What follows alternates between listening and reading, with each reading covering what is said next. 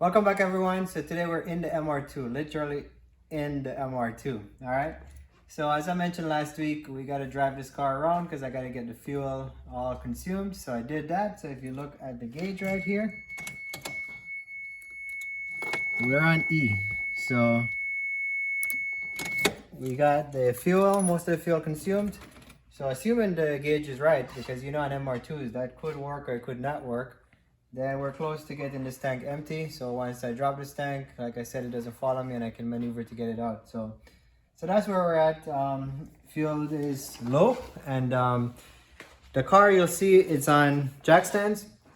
So I'm not really ready to drop anything yet, but I put it up because I'm trying to figure out how I'm going to do this. So I know for sure I gotta get the front up because it's pretty low. So as I raise the back, then it's going to be a challenge. The front bumper might hit if I lift the back too much and the front is not on a ramp. So I put the car on a ramp, and I gotta put some jack stands on the back because I really was just under the bottom of the car, just kind of looking at everything, seeing how what's my strategy to get the tank out, what's my strategy to get the engine out. I am contemplating if I need to get the AC system drained and take the compressor out, or do I just hang the compressor while I'm dropping the engine. It looks kind of tight. I don't know if it's possible, so I'd appreciate anybody's comments on that. If you think I can drop this engine with the AC system connected and charged up, then let me know. If you think it's a bad idea, then I'll just have the Freon drained and take the compressor out, remove the lines, and then put everything back in and get it gassed up again, right?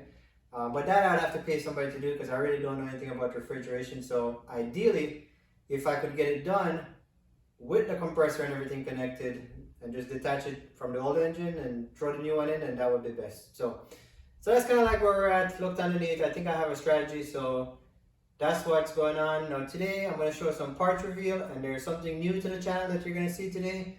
Hopefully everybody likes that. I can tell you I like it, so hopefully you like it too, but you'll see something new, so just keep watching along.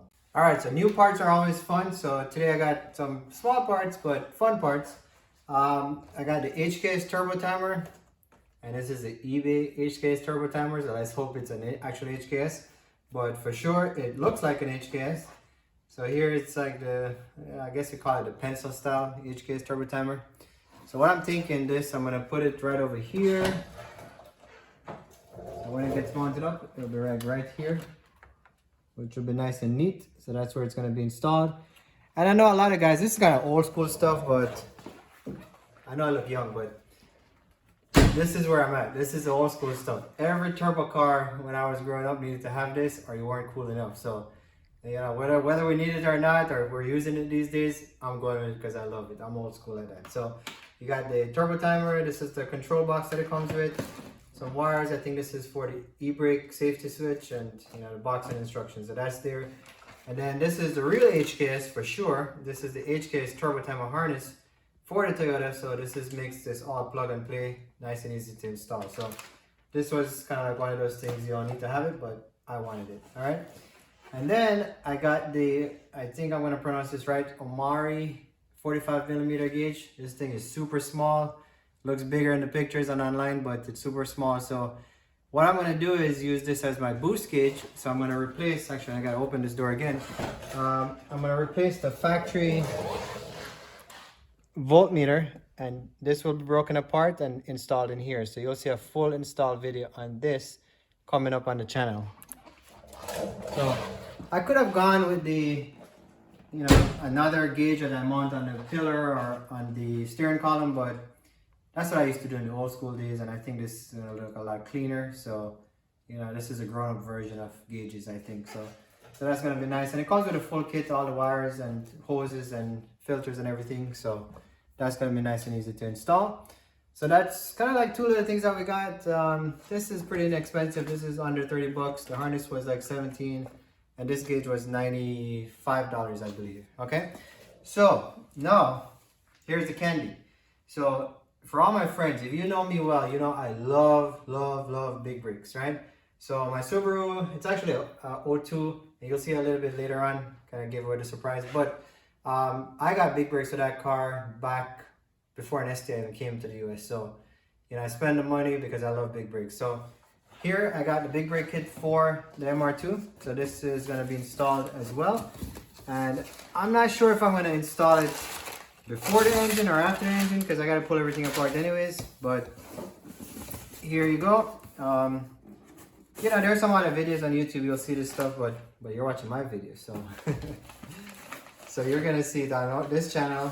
We'll do the full install kit, and I like this color that it came with. So the Willwoods is gonna look really nice. This is for the front, but I'll just show you right here in the back. It's gonna look nice against the black, and it has the white to match the white car here. And if you look at this color, it kind of goes with the theme. If we go back to the engine over here, it's pretty much the same color as what I painted some of the engine parts. So in keeping with the true theme of the car, black, this kind of gunmetal finish on the white, it's gonna fit perfectly. Okay, so we got the big brake kit.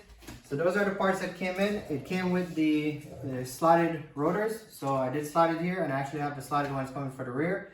So this is gonna look really nice. So I'm really looking forward to this. So with that said, that's kind of it for MR2 today. I was driving my other car, which is a Subaru as everybody knew, and I had this little problem develop. So let me roll a clip here of what happened, and then that's what we're going to work on now.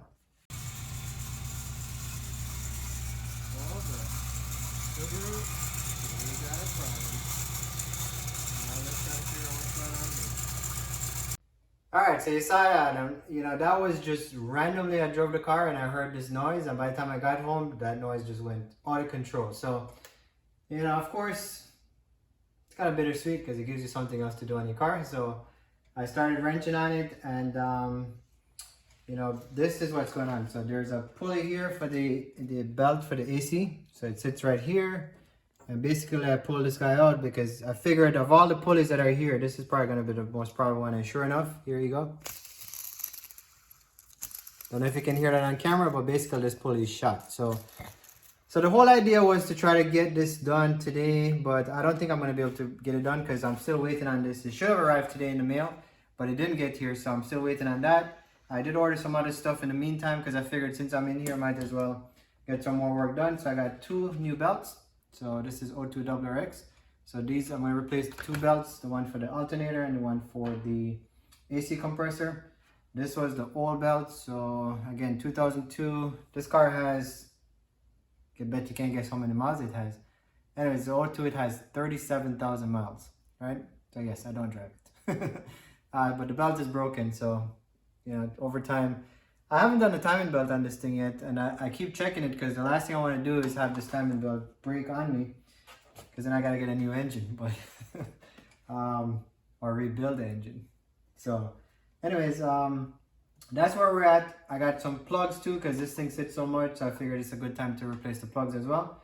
So I'll be doing the plugs, and basically what that involves is I got to pull all of this stuff out, get the battery out, and honestly, while I'm at it, I'm going to take the alternator out and just kind of clean this engine so it looks nice and clean like the MR2 engine that we're going to put in. So that's what's coming up. So if you like this type of content, I know it's not an MR2. I know most people came here because of the MR2. But if you like RRXs as much as I do, then maybe we can make it an MR2 RRX channel. And then who knows, there's one more car. If you look on the side of my shirt here, that's in the arsenal. So you haven't seen that one yet. You'll see that one too because I do work on that as well. So that's where we're at. So I'm going to start working on this. If you want to just watch quickly, and then we will show you how everything goes in, basically the plugs, what's the way to get the plugs in, because this is a flat 4 engine, so it's a little bit different. It's not like the MR2 where everything is on top. You got to get the plugs from the side. So just watch along.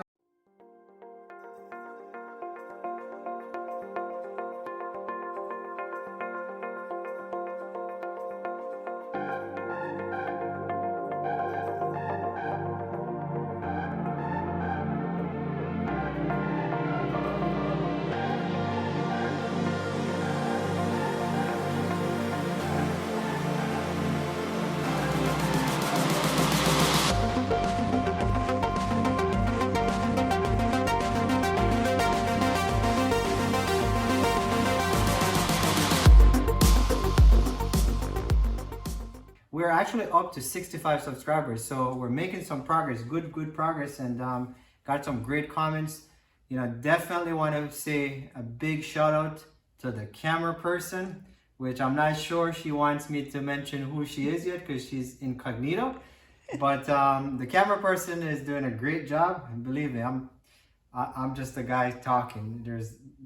I couldn't get the videos out if it weren't for that camera person who's incognito for right now. So big shout out to her, and thanks for everyone for watching. 65 subscribers. Hopefully we're gonna get some more, and hopefully we'll grab some folks that are into Subarus as well. So that's it for this weekend. More is gonna come up. Keep watching, and thank you so much.